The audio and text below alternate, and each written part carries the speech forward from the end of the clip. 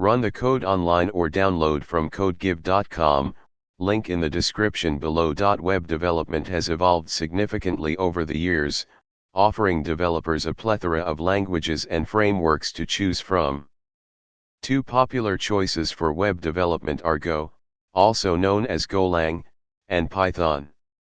In this tutorial, we'll explore the strengths and weaknesses of each language when it comes to web development, along with code examples to illustrate their usage.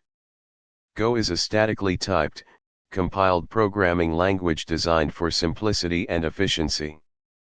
It was developed by Google and first released in 2009. Go's syntax is clean and concise, making it easy to learn and read. It is known for its excellent concurrency support and fast performance, making it an ideal choice for building scalable web applications. Python is a high-level, interpreted programming language known for its readability and simplicity. It was created by Guido van Rossum and first released in 1991. Python is widely used in web development due to its extensive libraries and frameworks, such as Django and Flask, which streamline the process of building web applications. Let's demonstrate how to build a simple web server using both Go and Python. Save this code to a file named server.go, then run it using the command go run server.go. This will start a web server listening on port 8080, and when you visit http://localhost 8080 in your browser, you'll see hello, world. Save this code to a file named app.py, then run it using the command python app.py.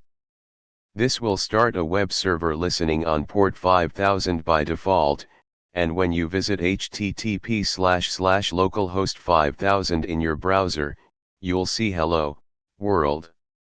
Both Go and Python offer compelling options for web development, each with its own strengths and weaknesses. Go excels in performance and concurrency, making it well suited for building highly scalable web applications. Python, on the other hand, shines in its extensive ecosystem and ease of learning, making it a popular choice for rapid development and prototyping.